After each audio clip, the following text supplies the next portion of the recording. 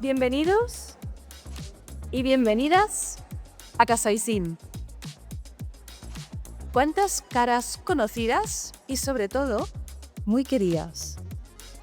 Y quiero daros las gracias que estéis aquí hoy porque todos sabemos que a las 7 de la tarde existen dos fuerzas muy poderosas que compiten por nuestra atención. Una es la agenda. ¿Y cómo es la agenda? Implacable, ¿sí? Exigente, intensa. Y la otra es el sofá, que también tiene su guión. Y si habéis elegido estar aquí hoy, eso solo puede significar una cosa, que mandáis vosotros. Y merece un aplauso. Gracias.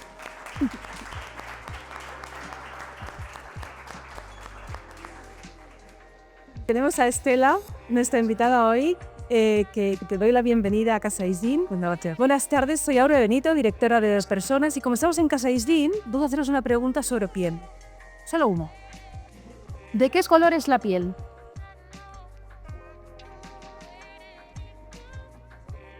Es verdad, parece fácil y no es tan fácil de responder, porque hay tantos colores como personas, ¿verdad? Algo que identifica la piel es su diversidad. Por eso en Isdin tenemos un mensaje muy claro, que es Love your skin. Ama tu piel. Porque entendemos que todas las pieles son valiosas y todas las pieles merecen ser amadas. ¿Sí? ¿Y qué ocurre cuando amamos algo? Por ahí. Lo cuidamos. Cuidar es de primero de amar. ¿Y qué ocurre si vamos tirando del hilo? Que esa diversidad, que es una realidad, cuando amamos y cuando cuidamos, la convertimos en algo 1000 veces más valioso, la inclusión. Y mientras lo hacemos, nos convertimos en mejores seres humanos y también en mejores compañeras. Con lo cual, qué bien estar hoy aquí contigo, Estela, con todos vosotros en Casa Isdin, porque este significado de Love Your Skin adquiere mayor sentido cuando lo conjugamos juntos. Porque cuando entendemos que cada piel es única, también entendemos que cada persona lo es. ¿Sí? Entonces, ¿qué será tenemos en la persona? Su piel. ¿Qué se ven todos en un currículum? Es lo que leemos, lo primero, ¿no? Leemos el currículum. Y ambos, currículum y piel, pueden tener una capa de superficialidad, ¿no? Están un poco en la superficie. Y esa capa tan superficial es lo que, de manera automática, nosotros necesitamos milisegundos para decidir si le damos nuestra atención a ese currículum o a esa persona o si ignoramos completamente a esa persona o ese currículum. Tenemos la suerte de contar con Estela, que Estela no se queda en la superficie. Ha tomado esta elección consciente de no quedarse en la superficie y de convertir en oportunidades reales cosas que el mercado laboral lo ve como obstáculos. Como por ejemplo, estoy hablando de la edad, estamos hablando del desempleo prolongado, de la falta de red. Nosotros aquí somos una comunidad muy bonita, de la falta de red, o incluso la ausencia de titulación universitaria. Y la Fundación Generation España hace exactamente esto. Todos estos aspectos que he mencionado, deliberadamente los aparta y los ignora. ¿Y dónde pone su atención? En algo que no ves en el currículum a simple vista. La atención la ponéis en la actitud y la altitud. La Fundación Generation España nace en 2014 y hay más de 6.500 personas que han pasado por vuestros programas y personas que en muchos casos llevaban meses o incluso años en situación de desempleo prolongado. ¿Y cuáles son los resultados? Los números hablan por sí mismos. La tasa de inserción es del 80% histórico, 80%, y el 62% de las personas que pasan por estos programas consiguen un trabajo muy relacionado, muy vinculado con aquello que han estudiado. Así que es un placer tenerte hoy, Estela, que nos cuentes muchas cosas. Estela es la consejera delegada de Fundación Generation Spa. Así que muy bienvenida.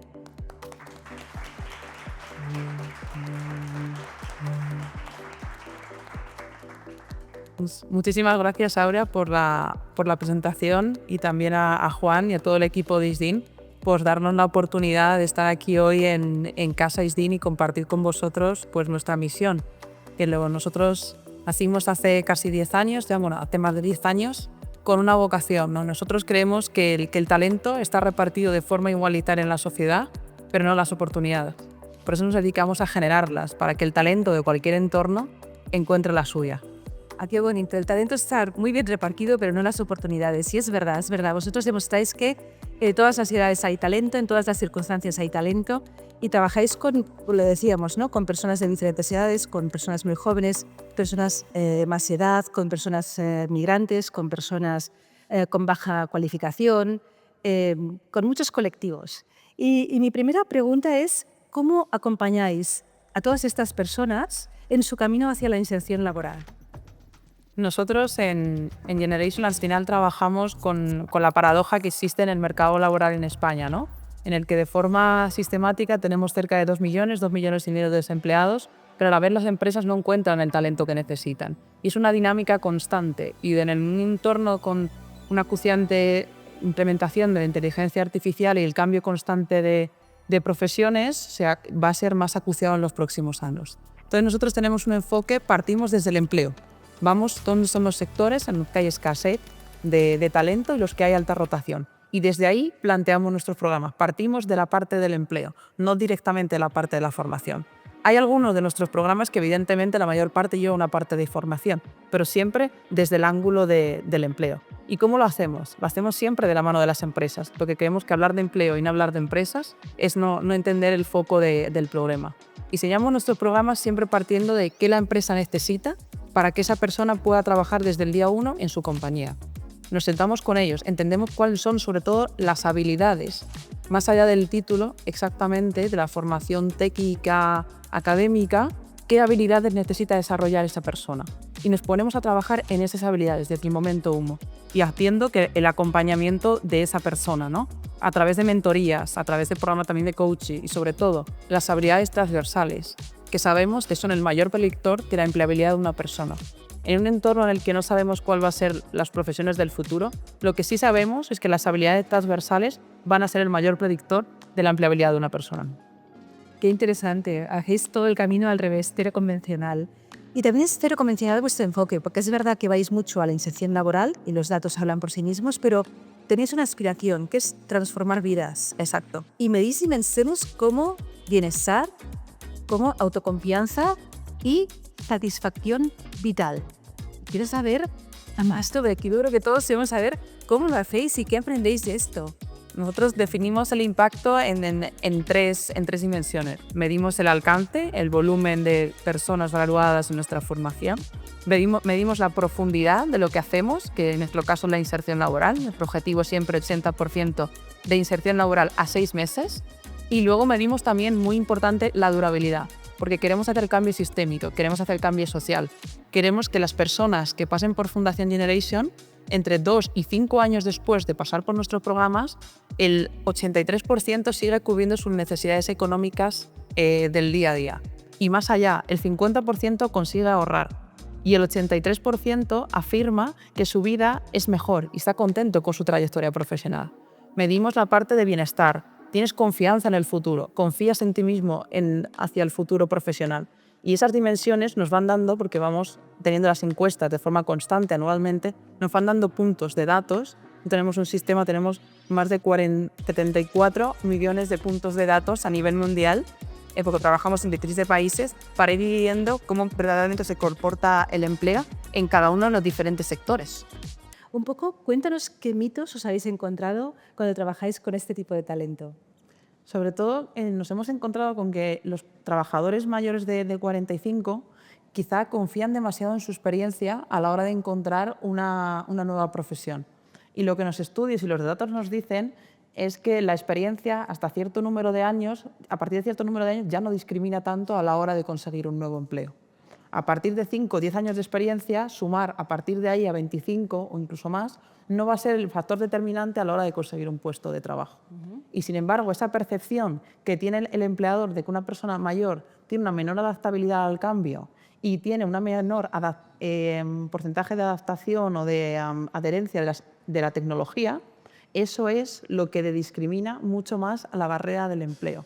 Y lo que tenemos que romper es toda esa parte de paradoja que existe, ¿no? Que las personas mayores de 45 tienen un mayor rendimiento que las personas jóvenes en la empresa, pero cuando hay una nueva contratación, los empleadores no están dispuestos tanto a dar esa oportunidad, ¿no? Aunque en el rendimiento rinden igual o incluso mejor que una persona joven, y el 89% así lo hace, son las cifras, a la hora de entrar en un nuevo puesto de trabajo, solamente el 35% de los empleadores pensarían en una persona mayor de 50 años. Y esas barreras son las que trabajamos todos los días por romper. Y no las intentamos romper de la forma de decir, cree en nuestro talento, cree en nuestra misión. No, entrevista a un candidato. Entrevista al candidato, está delante de él, está delante del talento, mira su actitud, sus ganas de aportar a la empresa, y después tenemos la conversación si el candidato válido o no. Pero dale una oportunidad, porque la mayor barrera del talento de mayor de 45 años no está en pasar la entrevista, es en llegar a la entrevista. No llegan, nunca se les cita a la entrevista. Ahí es donde está la mayor barrera que existe. Sí, supongo que es parte de los sesgos que tenemos, que son inconscientes, y el peor sesgo es pensar que no tenemos sesgos, ¿no? Aquí hay mucho trabajo por hacer. Y este estudio que mencionas, que publicasteis, que lo estuve ojeando, también menciona que cuando las personas de 45 años o más tienen una oportunidad de empleo, son muy autodidactas a la hora de trabajar en temas de tecnología y de IA, y además que se dedican con mucha intensidad. Entonces quería preguntarte un poco, ¿qué piensas cuando las personas encuentran una motivación real para aprender? ¿Qué es un poco lo que os dice? ¿Qué insights nos puedes compartir? Pues la verdad es que las personas aportan, aparte del talento, la experiencia que tienen, el uso de las herramientas digitales se convierte en un multiplicador de su talento. Porque para utilizar la inteligencia artificial, lo primero es saber qué preguntas hacerle. Y las personas con experiencia saben exactamente cuáles son las preguntas clave para que puedan verdaderamente optimizar los procesos, y las preguntas que una inteligencia artificial te puede ayudar más con ellas, ¿no? Entonces, ellos normalmente son autodidactas, porque son personas con mentalidad de aprendizaje, que han vivido muchas situaciones vitales que normalmente una persona tan joven, por años de experiencia, por años vitales, no ha podido vivir, y tienen esa aptitud proactiva de adoptarla y de encontrarle nuevos ángulos, ¿no? Y hacen muy buen tándem en equipos con personas jóvenes, en los que hay el equilibrio, ¿no? Entre personas que tienen esa experiencia y saben cómo trabajar y cómo hacer un proceso, digamos, un poco más manual previamente, con la adaptabilidad más rápida a lo mejor de una persona joven, y en tándem hacen unos equipos intergeneracionales que se complementan y que pueden sacar el mayor provecho de las herramientas tecnológicas. Qué bonito lo que has comentado, la importancia de saber plantearnos las preguntas correctas, ¿no? Cuando somos pequeños, los niños de 3, 4, 5 años, los que tenemos hijos, nietos, ¿cuántas preguntas hace un niño? Luego perdemos esa capacidad, y qué bien que saber que la podemos recuperar con el tiempo, ¿no? A veces te da mucho corte preguntar algo y piensas, ya lo consultaré luego, ¿no? Qué importante es saber hacer preguntas, hacerse las preguntas correctas y avanzar. Y también romper un poco pues estas creencias que a veces nos limitan. Y hay una de ellas que es que antes entendíamos un poco que querías saberlo todo en un puesto de trabajo y querías dominar el puesto. Y ahora entendemos que no dominamos los puestos, que transitamos a través de ellos. Y mi pregunta aquí sería un poco, las herramientas con las que trabajamos, tecnológicas sobre todo, cambian cada no sé cuántos meses, pero ya se miden meses, no se miden años. ¿Cómo hacéis para preparar a las personas con las que trabajáis, sobre todo el talento senior, para que pueda de verdad adaptarse y performar en un entorno donde las herramientas que va a utilizar se las van a cambiar en 3 meses? Nosotros nos enfocamos mucho en buscar esa mentalidad de crecimiento, despertar en las personas esas ganas constantes de aprender. Y entendemos que el trabajo y la persona, al final, es que llevas tú en tu mochila una especie de mochila de habilidades. Entonces, nos enfocamos en que la persona tenga el mayor número de habilidades que sean muy transferibles independientemente, ¿no?, del futuro en el que vayamos. Las habilidades transversales, mal llamadas habilidades blandas o soft o son las que mayor predicen, ¿no? Entonces, poder trabajar con ellos la parte de la mentalidad de aprendizaje, resiliencia, adaptabilidad al cambio, estar en ese constante y saber que la profesión a la que te estás formando a lo mejor en los próximos años tiene que volver a cambiar, igual que ha pasado por nosotros en un momento, hacer esa recualificación, tiene que tener en la cabeza que probablemente dentro de unos años lo va a tener que volver a hacer. Pero nosotros les damos las herramientas para crear esas capacidades, no la dependencia de tener que volver a nosotros, sino te capacitamos para que tú en un futuro, si te tienes que volver a pasar por esto, sepas cuáles son los pasos, ¿no? Sepas que tienes que mirar primero siempre al mercado laboral y a partir de ahí trabajar en esa mentalidad de aprendizaje, de formación constante y a partir de ahí moverte, redes, tu currículum, es tu carta de presentación, ¿no? Eso tiene que estar siempre en ellos, ¿no? Y constantemente. Entonces trabajamos en ello porque ahora mismo predecir exactamente cuál va a ser el futuro del trabajo es prácticamente imposible en un entorno tan cambiante. Pero lo que sí sabemos es que si tienes una mentalidad de crecimiento, tienes mentalidad de aprendizaje constante, curiosidad, sabes trabajar en equipo, sabes comunicar bien, vas a encontrar una oportunidad laboral.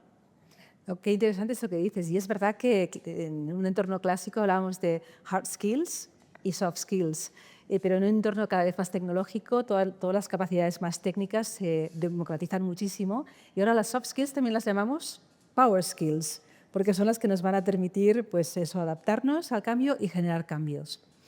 Has hablado también mucho hemos comentado mucho sobre las diferentes edades, ¿no? Y es verdad que cuando hablamos de diversidad, se habla de muchos tipos de diversidad, de género, de cultura, de background, de un montón de cosas, pero parece que la diversidad intergeneracional es de las grandes olvidadas. ¿Por qué es eso? Al final no se ha puesto, creo que ha sido una parte que no se ha puesto el foco en este tipo de diversidad. Tradicionalmente en España el gran problema del mercado laboral era el desempleo juvenil y hemos llegado a tasas superiores al 50% del desempleo juvenil hace 10 años.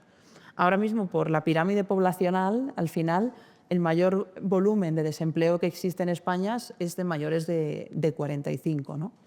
Nos hemos puesto el foco en muchos diferentes tipos de diversidad, ¿no? Diversidad pues, étnica, de género, pero la diversidad generacional y de edad nunca ha estado encima de la mesa, ¿no? Porque parece que es algo que surgía de forma natural.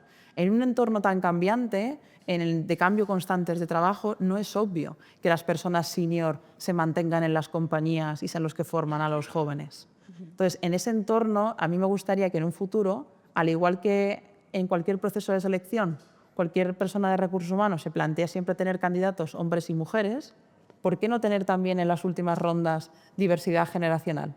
Tener personas de las diferentes edades, darles una oportunidad y que ese sea un criterio a la hora de hacer una buena selección de currículums. Al menos tenemos que tener diversidad generacional. Luego, que la persona que tiene que contratar a su equipo se quede con el mejor talento, ¿no? Pero darles la oportunidad. Si no se le da, nunca se va a poder explorar ese talento.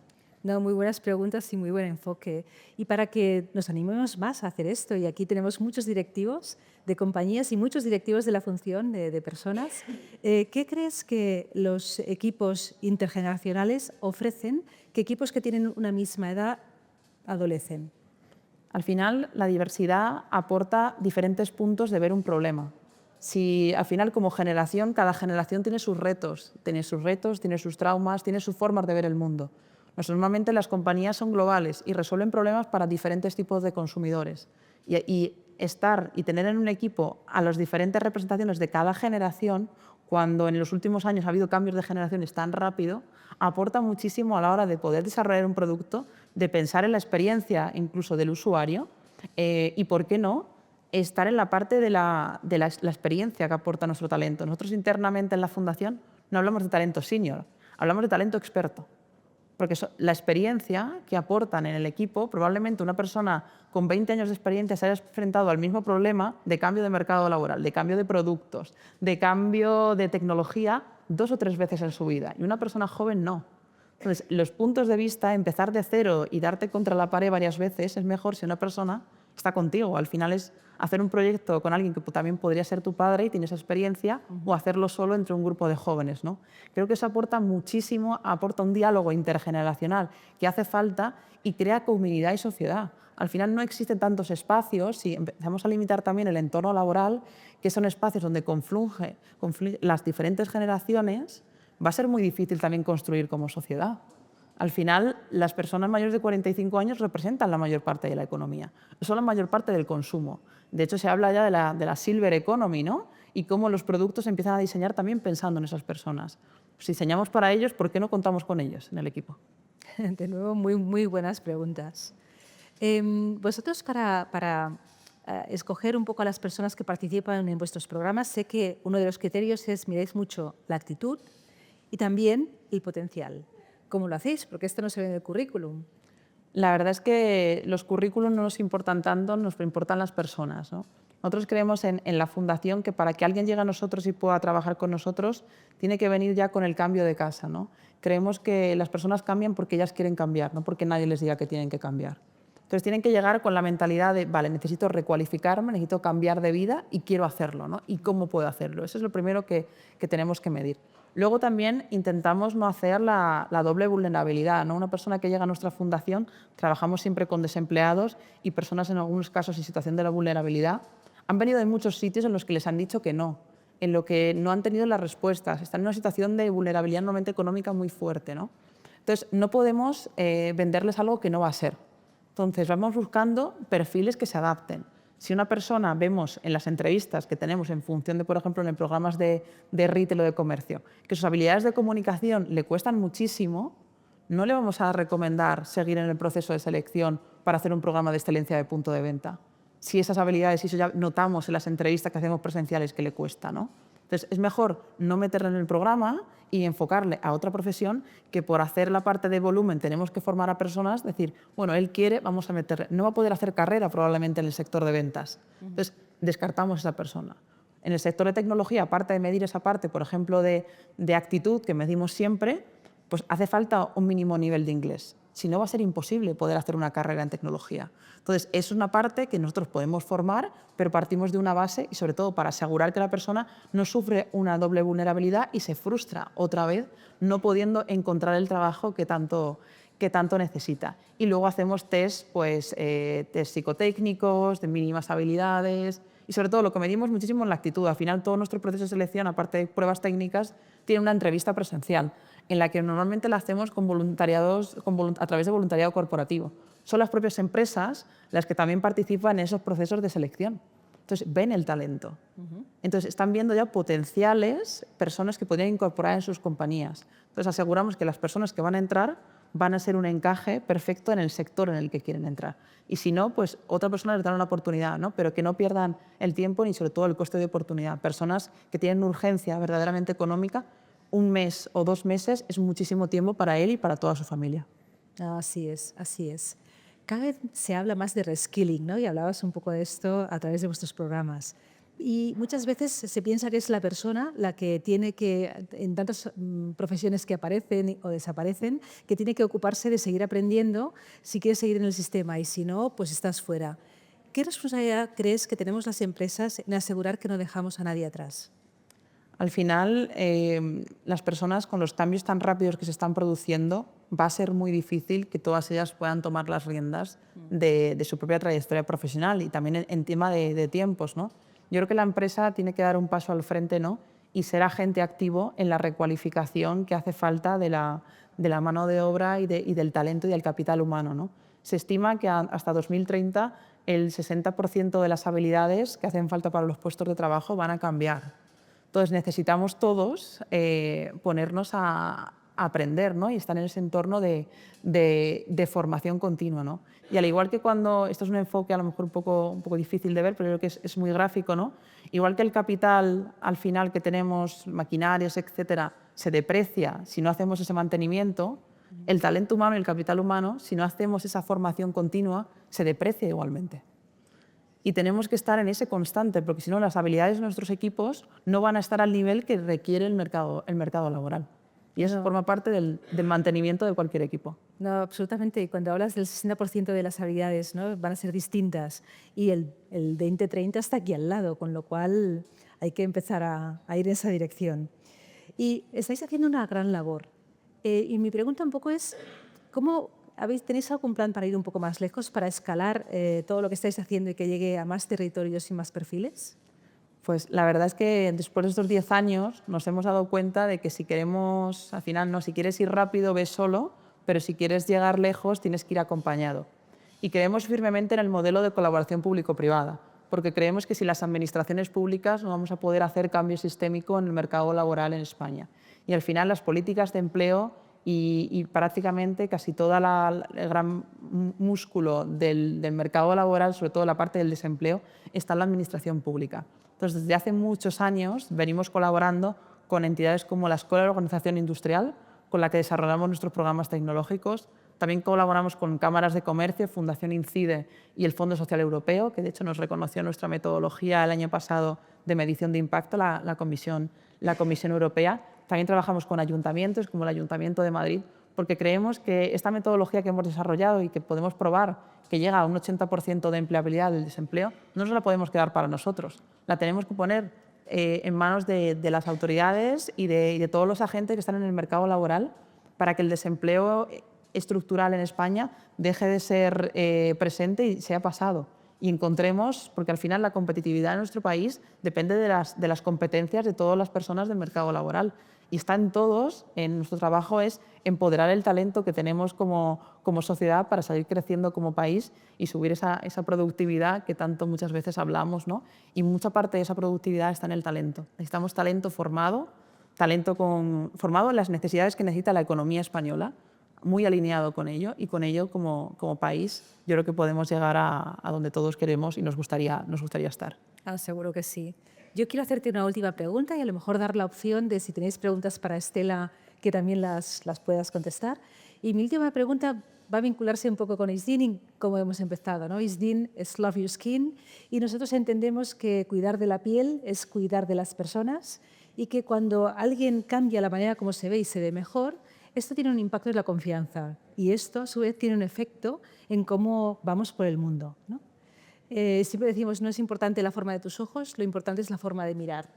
Y en este sentido, ¿encuentras alguna conexión con tu trabajo y qué efectos tiene cuando alguien que ha pasado una larga temporada sin trabajo se reincorpora de nuevo en el mercado laboral? Al final, al igual que vosotros, al final la piel es la primera capa de identidad física de una persona, ¿no? Y nosotros creemos que el empleo al final es la primera capa de identidad social de una persona. Cuando alguien te para por la calle, ¿no?, y te pregunta, la primera pregunta suele ser ¿a qué te dedicas? Y a partir de ahí define la identidad de una persona. Cuando una persona sistemáticamente durante años no puede responder a esa pregunta, la confianza de esa persona, su percepción de sí misma es muy diferente, ¿no? Y a nivel de los estudios al final sanitarios, un periodo de desempleo prolongado equivale también a una crisis de salud grave, por lo que en la persona genera, ¿no?, a nivel físico y a nivel emocional, ¿no? Al final, un empleo de calidad y que te sientes, al final te devuelve en el espejo una imagen de ti mismo, de autoconfianza, de creer en ti mismo, de poder verte con un potencial a futuro, ¿no? Entonces, el empleo, al igual que la piel, da confianza, te da el arrojo de poder enfrentarte al mundo, ¿no? Y es muy difícil, sobre todo en colectivo de mayores de 45 años, lo que trabajamos es para que cuando un padre, por ejemplo, mayor de 45 años, ¿no?, lleguen sus niñas a casa y estén estudiando, por ejemplo, los oficios, que el padre pueda perfectamente poder contestar a sus hijas que se dedica, que tiene una profesión, ¿no? Porque el silencio en ese momento es durísimo y ese silencio se enfrentan millones de personas en España a día de hoy, ¿no? Entonces trabajamos para que cuando un padre que ha pasado por nosotros, que ha trabajado con nosotros, pueda decir, por ejemplo, yo soy instalador de paneles solares, tengo esta profesión y con esta profesión de futuro miro al mundo con muchísima más confianza. Qué bonito. Encuentro tantos paradigmas entre Generation y ISDIN, ¿no? Porque siempre en ISDIN decimos que todo empieza con el propósito. El nuestro es inspirar para que las personas disfruten de vidas más sanas, felices y bonitas. Y vosotros habláis de mucho más allá de la inserción laboral, de transformar vidas y medís el bienestar, medís la confianza y la satisfacción vital, con lo cual me parece un propósito también maravilloso. ¿Te parece bien que abramos un poco, si hay alguna pregunta por parte de cualquiera de los asistentes? Y si no la hay, no pasa nada, porque... sí, aquí, Olga. Buenas tardes. Gracias por vuestro diálogo. La verdad es que enriquecedor. Una consulta te quería preguntar, Estela. ¿Puedes hablarnos un poquito más de esas habilidades transversales que trabajáis con los candidatos? ¿Cuáles son? Nosotros en todos los programas hacemos tanto formación tecnológica, formación en oficios, que hemos reinventado el modelo de oficios que tradicionalmente en España estaba asociado solamente a la formación profesional. Hacemos el modelo bootcamp de tecnología también en oficios y hacemos también la parte de comercio y excelencia de punto de venta. Las habilidades transversales, las habilidades blandas, están en todos los programas, porque creemos que da igual que sea trabajo más manual o trabajo tecnológico, deben estar. Trabajamos la parte de comunicación, súper importante. Cualquier persona que pasa por nuestra fundación sabe presentarse en 30 segundos a cualquier empresa. Trabajamos la parte de trabajo en equipo, porque nunca vas a ir solo en cualquier sitio en el que estás trabajando, ¿no? Pues es muy importante, tanto si eres instalador de paneles solares, vas a estar en una cuadrilla, vas a probablemente tener que hacer autoempleo en algún momento, en una tienda vas a trabajar con muchísimos compañeros. Trabajamos la parte de trabajo en equipo y siempre trabajan en equipo, en todas las partes que hacen, ¿no? Trabajamos esa parte de autoconocimiento, ¿no? De hecho, tenemos una dinámica que hacemos de voluntariado corporativo de la parte del Ikigai, este concepto japonés, ¿no? Para que las personas también conecten con su propósito, sepan lo que quieren y conozcan sus fortalezas, ¿no? Porque a partir de ahí, dentro de una misma profesión, hay muchísimos ángulos, ¿no? Por ejemplo, en el enfoque de paneles solares, hay personas que se dedican a la instalación como tal y otras que detectamos que tienen unas habilidades de comunicación muy potentes y se dedican a la venta de la parte de instalación de paneles solares, por ejemplo, ¿no? Trabajamos también esa mentalidad constante de aprendizaje. Significa esa parte de curiosidad, trabajo autónomo, responsabilidad, ¿no? Y esa mentalidad siempre de la parte de empleabilidad. Tú tienes que ser consciente de que tú eres el dueño de tu propia empleabilidad. Nadie va a llegar probablemente a llamar a la puerta de tu casa con una oferta. Si eso sucede, maravilloso, pero tienes que partir del entorno en el que eso no va a suceder. ¿Qué vas a hacer tú para emplearte todos los días? Y desde el primer momento que están en el aula, somos muy pesados con la parte de empleabilidad. Tu currículum, tus redes, cómo tienes esas redes, dónde te estás moviendo, con quién estás hablando. Muévete más, haz más entrevistas, practica las entrevistas, ¿no? Para que desarrollen ese músculo de empleabilidad como tal. Independientemente del sector en el que estén, lo tienen que saber, ¿no? Esas son habilidades que trabajamos en clase, ¿no? Hacen dinámicas, por ejemplo, de microteatros, incluso para perder la vergüenza y trabajar en clase. Hacen estas habilidades de contarse las experiencias, ¿no? Y tenemos, de hecho, los formadores que forman en habilidades técnicas y los que forman en habilidades blandas son muy diferentes, no tienen nada que ver, para poder sacar el potencial de las personas. Y luego, muy importante, es el acompañamiento, porque esa parte de la habilidad blanda en clase se queda en teoría. Esto se pone en funcionamiento cuando empiezas a hacer entrevistas y haces una entrevista y no te llaman, y no te llaman, y no te llaman, y llevas 10 entrevistas y nadie te ha llamado. Ahí hay un mentor que les acompaña hasta los 6 meses de empleabilidad, que está con ellos, como el entrenador cuando estás en el banquillo. Vamos, tú puedes, vuélvela a intentar, va a volver a suceder, vamos a practicar otra vez, ¿no? Entonces, esa parte, porque al final estas habilidades están muy bien en clase, pero cuando las aplicas verdaderamente es cuando estás en el mercado laboral, de no me llaman, una entrevista me ha ido fatal, ¿qué hago ahora, no? Pues ahí es donde las practicamos en acción, que es donde se consigue la gran experiencia. Tenemos a Xavi, que quiere hacerte una pregunta. Estela, enhorabuena. Has dejado una estela maravillosa en esta sala. Hablas de maravilla y tengo que agradecer una cosa. Has dicho recualificación en vez de reskilling. Sí. Y en este mundo tan anglosajón, en donde todos estamos haciendo muchos anglicismos, también se agradece mucho. Me gustaría poder asignar parte de mi equipo a poder ayudaros de forma voluntaria y de forma altruista en vuestro trabajo. Así que ya me dirás cómo hacerlo. Perfecto, ahora lo comentamos.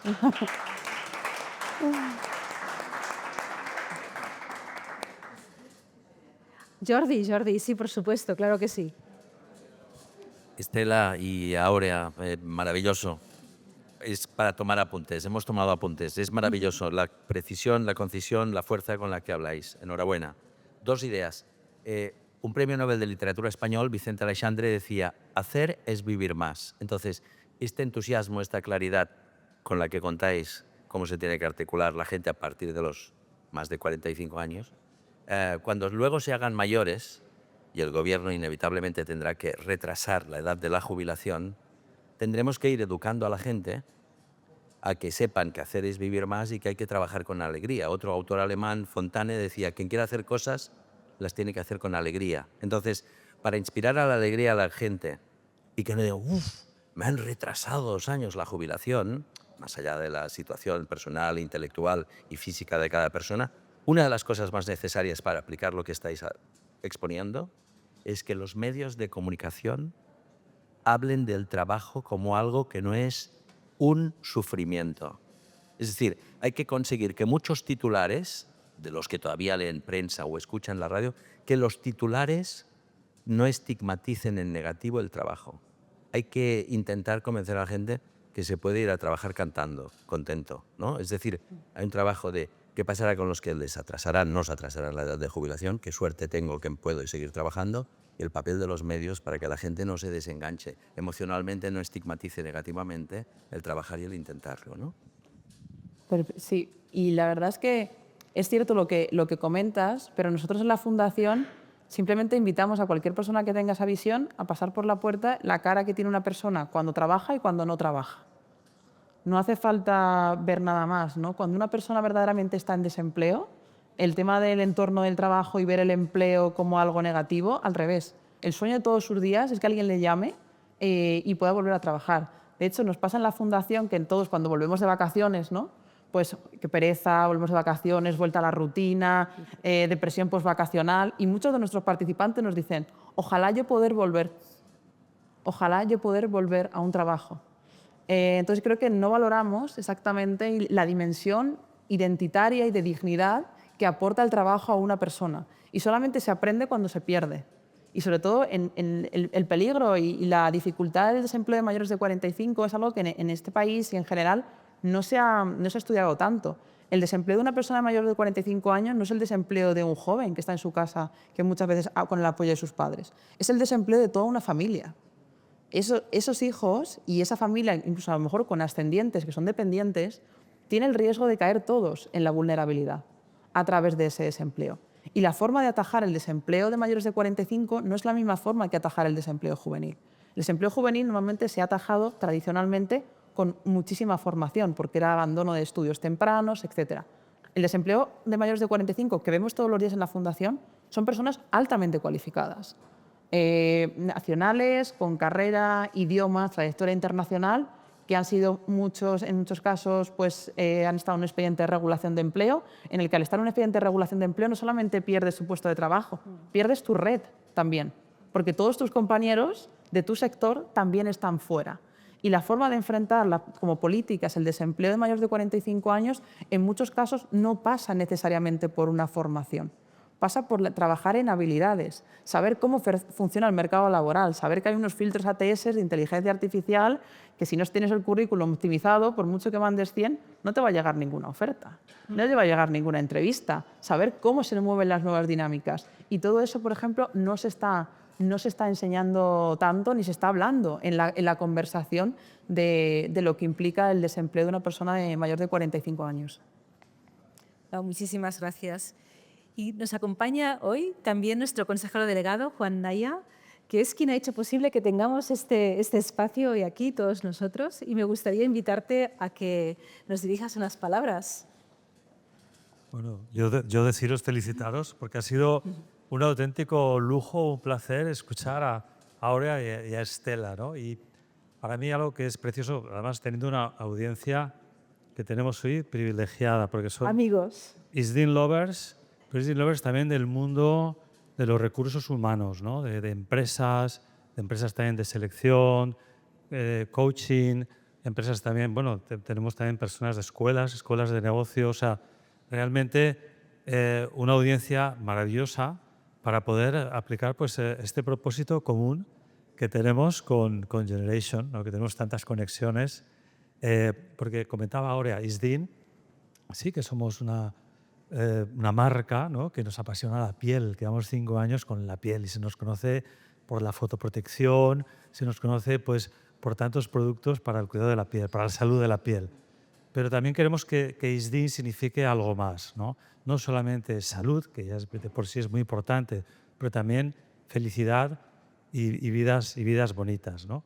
Y en ese sentido, la felicidad y la vida bonita, pues tantas cosas que acompañan la salud, y una de ellas es el empleo, el trabajo, ¿no? El sentirse pues, que tienes un reto, que contribuyes a algo, ¿no? Y para mí, haber hablado hoy de esa diversidad, que se habla menos, ¿no? Y poder ser un altavoz de la diversidad generacional, de cómo generar la empleabilidad, de hablar temas como la actitud, ¿no? De la formación, de un poco de reinventarse, ¿no? Y hacerlo delante de una audiencia tan cualificada y tan relevante, ¿no?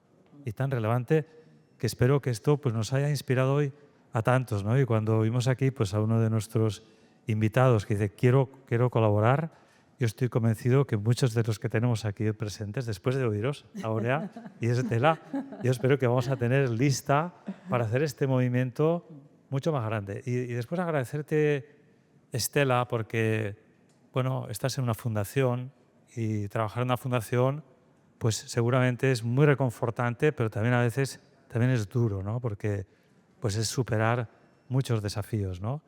Y bueno, y desde ISDIN poder poner nuestro granito de arena a tu fundación, a la fundación que es una fundación que viene de McKinsey, ¿no?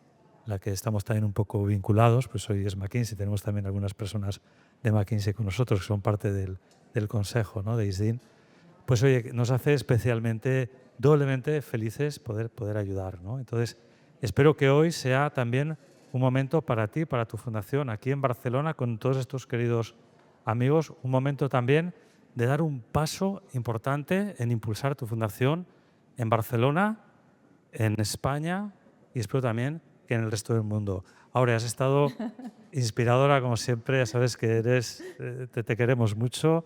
Y Estela, te has sentido, yo te he visto también aquí brillar y disfrutar al 100%. O sea que muchísimas gracias por darnos este momento y también gracias a todos nuestros invitados y amigos por hacer este momento tan especial. Gracias. Muchas gracias.